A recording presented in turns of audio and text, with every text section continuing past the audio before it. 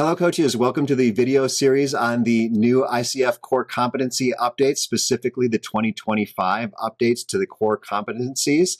And this is the first of 8 videos in a series. I'm Brighton West, and I am your host for this series. I'm very excited to be in video number 1 with Elitza Ranova.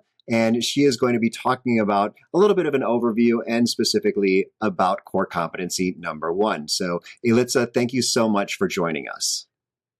Thank you, Brighton. I'm excited to be here. Great. Well, let's start out with, because this is the first video in the series, maybe a little bit of the process of how we got here to these new core competencies. I think last time it was around 2020, 2019, when we went through a big process to do a major overhaul of the core competencies. And I think those videos are still available. So if you want to learn more and go more in depth on the core competencies, those videos are still available But for 2025, what was the process like? Well, as you may know, the ICF regularly revisits the coaching competencies, and that's in part because the competencies both shape the coaching profession, but also reflect what is actually happening in the coaching world at large. And so over an extended period of time, surveys, data, input from coaches was collected and put together. And then earlier this year in April, 12 coaches, me included, met together in Paris to review the material and discuss and decide, what changes we want to recommend to update the competencies and bring them up to the same standard of work that is happening in the workplaces today. Okay, well, thank you so much for your service. And each one of these core competencies is being covered by one of those 12 people who was part of that meeting in Paris. So thank you for your service and for each of those coaches that everyone will be meeting throughout this series. But let's go into talking about ethics here in core competency number 1. And maybe you can give us a brief overview, and then we're going to go into the changes that were made, any changes that were made. But let's talk about this in general. So coaches often use the metaphor of ethics as the rules of the road, and I really like that metaphor. I think it's apt because in the same way that the rules of the road helps us get safely from place A to place B and maybe even have a pleasant journey, coaching ethics makes sure that a coaching engagement goes smoothly, without hiccups, without accidents, and that it is productive, and in the end we get successfully to where we are headed with our clients. So that includes staying in our lane and not crossing over in the territory of other professions like therapy or consulting. It means maintaining confidentiality, observing the core values of the coaching profession, which include professionalism, shared humanity, equity, and equality, paying attention to systemic patterns of bias and oppression. Okay, well, thank you for that brief overview. Now let's dig into what's changed. And I know there's not a huge change to this. Certain competencies had a lot of changes, and this is one that had very, very little. But tell us about what has changed. Well, one word has changed. We inserted ICF to make it clear that we are talking about the ICF core values: professionalism, collaboration, humanity, and equity. This competency also refers to the Code of Ethics, which was recently updated earlier this year, and there is a wealth of wonderful resources to support coaches on the ICF's website. Yes, and also there is a series very similar to this one that I am also the host of on YouTube, going through with some of the folks who were involved in the updates to the ICF Ethics Code. So that series is also available on the ICF YouTube channel. But let's go ahead now and talk about what this looks like in everyday coaching. So what is following the ethics code look like in everyday? Many different ways in which ethics can show up day to day. One category of strategies would be preemptive. So making sure that each coaching engagement is covered by a clear and explicit contract that sets out expectations, confidentiality, what coaching is, what coaching isn't, and in that way provides a standard of integrity against which the coach's performance can be measured. But it's also important to remember that ethical challenges sometimes fall in a black and white sort of distinction, but more often they are in the gray zone, where it may be more difficult to determine what is the right thing to do, especially when there are conflicting interests and the coach has obligations that are at odds with each other, say to stakeholders and sponsors and clients.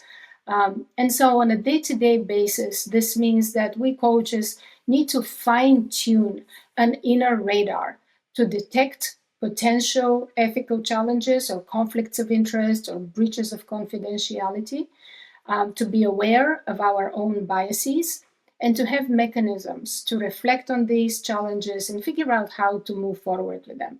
And sometimes that means having a network of colleagues and professionals to turn to for advice. Sometimes it simply means that our schedule allows us to step away for a minute and take a moment to reflect and really engage with the way we want to move forward, to think through it deeply. Mm-hmm. Great. Thank you for that. So the next two questions are kind of mirror opposites of one another. The first one I'm going to ask is, what does it look like when a coach is doing this well?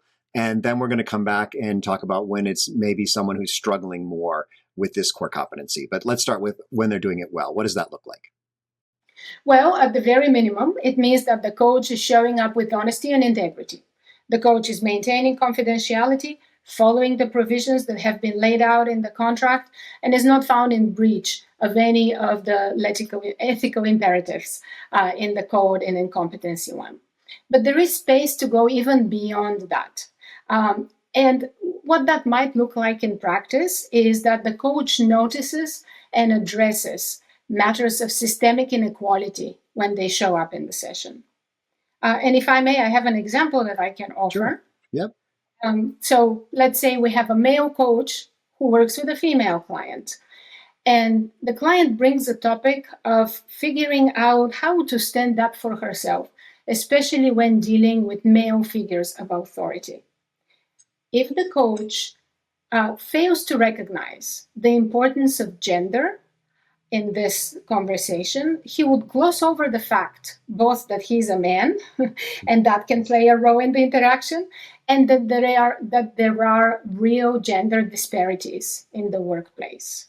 Mm-hmm. Instead, I think what we want to see is the coach's awareness of the importance of gender, acknowledging it, and supporting the client to empower all aspects of her identity, including her identity as a woman in the workplace. Mm-hmm. Great. Well, thank you so much for adding that example in. And let's talk about what it looks like when someone is maybe struggling with around ethics.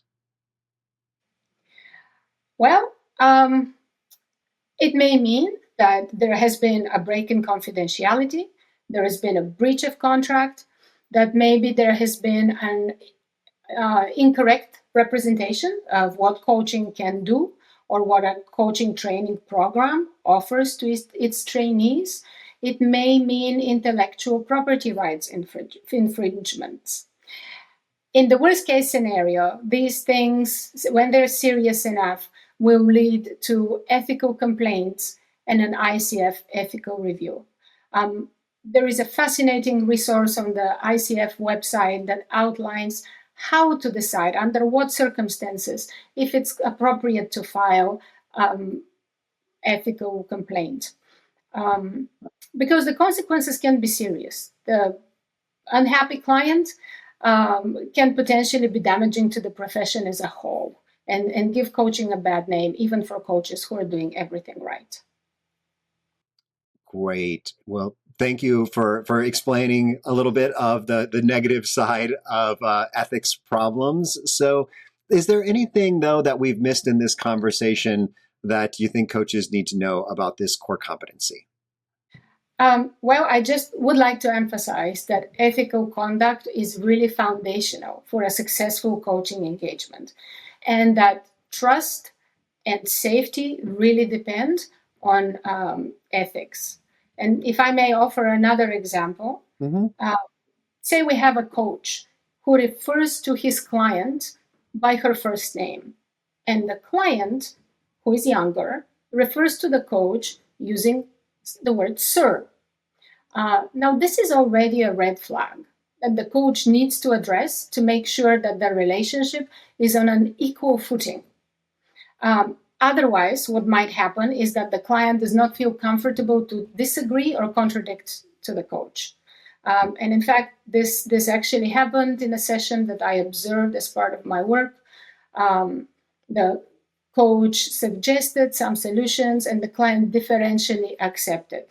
But in the end, I'm not convinced that the client walked away with insights and understanding that was really her own and that would be useful in the long term. And all of that because we didn't have a truly equal and respectful partnership between the two. So ethics is foundational in that way. Great. Well, thank you for sharing that additional example. And Elitza, thank you so much for your service and for coming on to this video to share what you guys have worked on. And also thank you to everyone who is watching. And there will be additional videos that you can watch. You can catch that up here. You can go on to Core Competency number 2 by clicking up here. And I look forward to seeing you in another video.